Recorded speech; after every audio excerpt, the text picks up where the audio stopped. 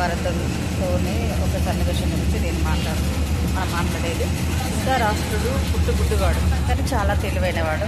1000 బాహువుల 1000 ఏనుగుల బలం చేత ఉన్నవాడు అన్నమాట. అంటే ఏమైంది అంటే, ఆ ధృతరాష్ట్రుడు నా కళ్ళతో ప్రపంచాన్ని నేను చూడకపోయినా కూడా నా భార్య కళ్ళున్నది నాకు వస్తుంది కదా, ఆ కళ్ళున్న భార్యతోనే నేను ప్రపంచాన్ని చూసి రాజును అవుతాను అనే ఒక ఆశయాన్ని పెట్టుకున్నాడు తను.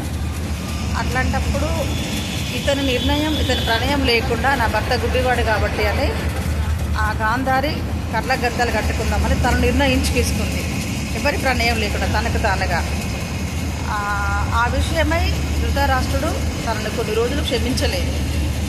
నా కళలు నీతో నన్ను నెరవేర్చుకుంటాను కదా అని నేను ఒక ప్లాన్ చేసుకుంటే నువ్వు ఇలా చేశావు గాంధారి, నా కళలన్నీ బూడిదలో పోసిన పన్నీరు చేశావు అని తనని తనతో శోభనం అయ్యే రోజు కూడా పక్కన పెట్టేసి తనను క్షమించలేదు. అయితే ఇప్పుడు ధృతరాష్ట్రుడు ఈ కోపగించుకోకుండా నాకు పుత్రులు పుట్టినా కూడా నా పుత్రులు బాగుంటారు, వాళ్ళైనా రాజ్యం ఇస్తారని ఫస్టే ఆలోచించుకుంటే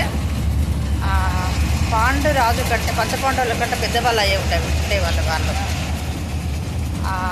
మళ్ళీ పాండురాజుకు పెళ్ళైన తర్వాత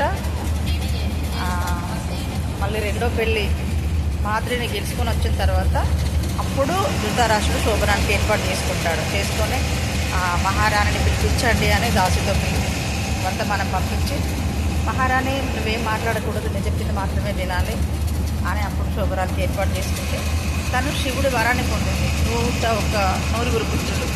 9 పుత్రులు ఆ వరం ఇచ్చేటప్పుడు ఒక ఆడపిల్ల అయితే బాగుండు అనుకుందంట. ఆ వ్యాస మహాముని వచ్చి 101 శిబిరాలు ఏర్పాటు చేసి ఒక మాంసం ముద్దకు జన్మనిస్తుంది. ఒక మాంసం ముద్దకు జన్మనిచ్చిన తర్వాత శిబిరాలను ఏర్పాటు చేసి చిన్న చిన్న ముక్కలుగా కట్ చేసి ఆ 100 మందికి 101 మందికి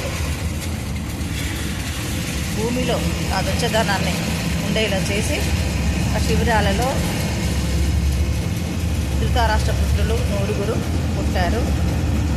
టైం తీసుకుంటే ధృతరాష్ట్రుడు ఆందోళన పడడం అన్నట్టు, అసలు పుట్టారా నా పిల్లలు ఎలా ఉన్నారు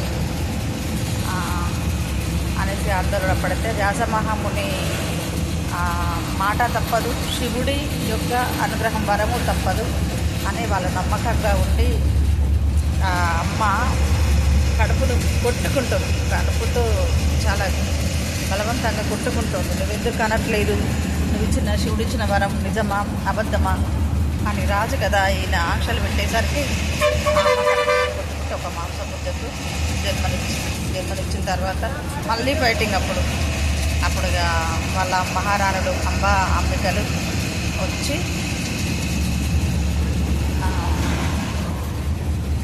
ఆ మాంసం ముద్దను ఎలా అంటే అప్పుడు వ్యాస మహాముని వస్తాడు.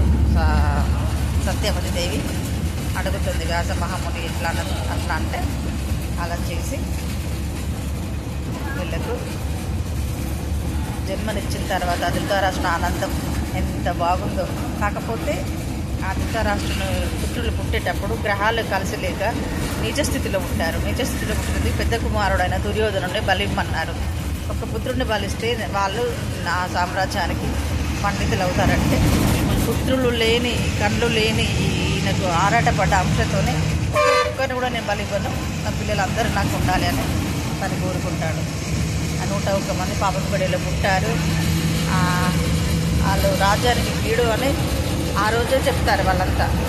పురోహితులు ఉంటారు కదా, వాస్తవిక పురోహితులు, అది చెప్పినా కూడా తను వినకుండా పిల్లలు ఉంచుకున్నాడు.